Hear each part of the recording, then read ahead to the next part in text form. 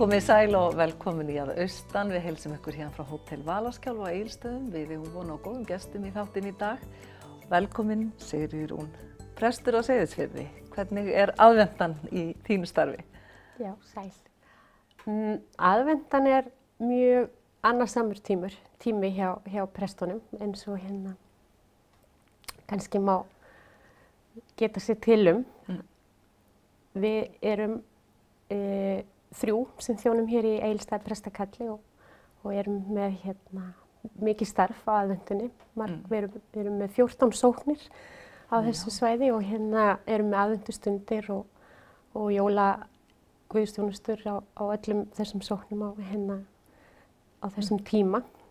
Og svo erum við að taka á móti leikskólabörnum og skólabörnum í heimsókn í kirkjurnar og það bara mjög mikið að vera, mjög gaman, mjög fjölbreytt og mjög skemmtilegt. Það eru 14 sóknir? Já, þetta mjög stórt prestakall, Egilsstaða prestakall, en ekkert rosalega fjölmennt. En það eru 14 sóknir, 14 kirkjur sem við þjónum í og skiptum í á milli okkar. Hvernig, þegar þú ert að hitta fólkið þitt í kirkjunum, hvernig finnst þér að því líði á aðventunni? Er einhvern veginn öðruvísi líðan heldur en aðra mánuði ársins?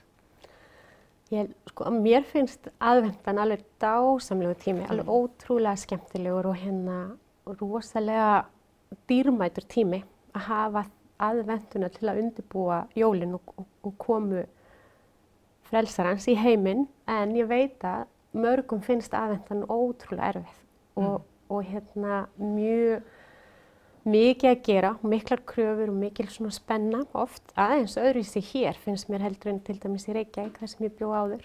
Hvernig finnst þér öðruvísi? Það bara, svona, ég veit ekki, kannski meiri jarðtenging eða ég veit ekki. Svo líka bara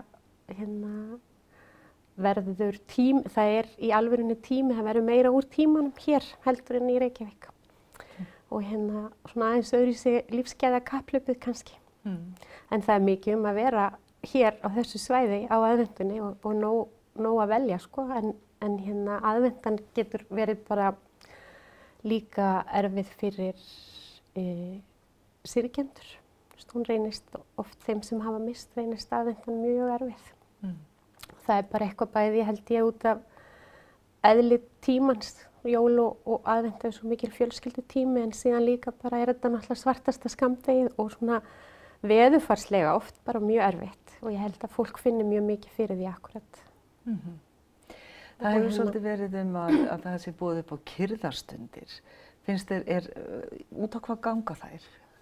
Já, núna við upphaf aðventuna var kyrrðarstund á Eiðum og einmitt við upphaf aðventuna til þess að við getum svona aðeins stillt okkur inn á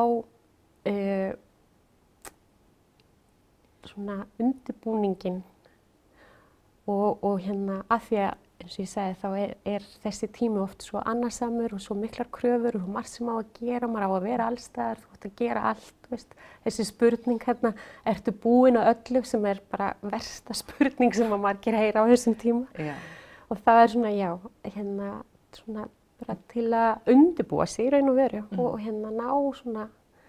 ná kjarnanum og ná ró áður en að þessi tími fyrir af stað. Og þessi spurning, hvað er þetta allt? Nákvæmlega, því ég núna sagði, mér finnst mér aðventan svo ótrúlega dásamlegur tími og næja að njóta hennar svo vel. En ég man nákvæmlega eftir þessu, ég á 4 börn og við bjuggum í Reykjavík og ég man eftir að ég heyrði þessa spurningu einhvern tímann og það var svona, það bara svona brast eitthvað innra með mér, það var svona nánast bugun og þá þurfti ég að læra að vinda ofan á því. Ég lærði eitt alveg ótrúlega gott ráð mitt. Komdu með það. Að ég var að vinna hjá konu sem er algjör snillingur og hún sagði ekki þrífa í desember. Nei. Kveiktu bara á kertum og verður allt svo fallegt. Já. Þú veist, ekki, ég meni, auðvitað máttu þrífa en ekki gera jólahreingerðninguna. Geymt hana bara þangað til að fyrir að vora og verður aftur bjart. Gera raunhæfar kröfur. Já. Og eitt sem hún gaf okkur sem að mér þykir ótrúlega vænt um og að hafa aðventu dagatal sem eru samverustundir fjölskyldunar. Og þá í staðinn fyrir að gefa bara súkkulaðimúla á hverjum degi sem að má alveg, ég er ekkert að segja það, þá vorum við með svona viðburðardagatal á hverjum einasta degi frá 1. desember til 24. Þá vorum við að gera eitthvað saman fjölskyldan. Eitthvað einfalt bara. Já. En segðu mér þegar að jólin eru hringt inn á aðfangadag klukkan 6, hvar ert þú þá nákvæmlega? Í hvað kirkju? Á Seyðisfirði. Já, þinni kirkju. Þá þjóna ég þar, já. Og þú sér fyrir þér, þarna er söfnuðurinn kominn og hvernig tilfinning er að blessa söfnuðin þarna, þennan dag? Það er sko ótrúlegt að fá að messa í söfnuði á aðfangadag. Þetta er alveg ótrúlega góð tilfinning. Við manum þetta á jólunum í fyrra, þá var ég komin í spæriskóna og alveg tilbúin í hempunni og skrúðanum og var að fara að labba út og þá hugsaði ég með mér, það var svo mikill snjór og hann var svolítið blautur og það var að snjóa akkurat svona ekta jólasnjó.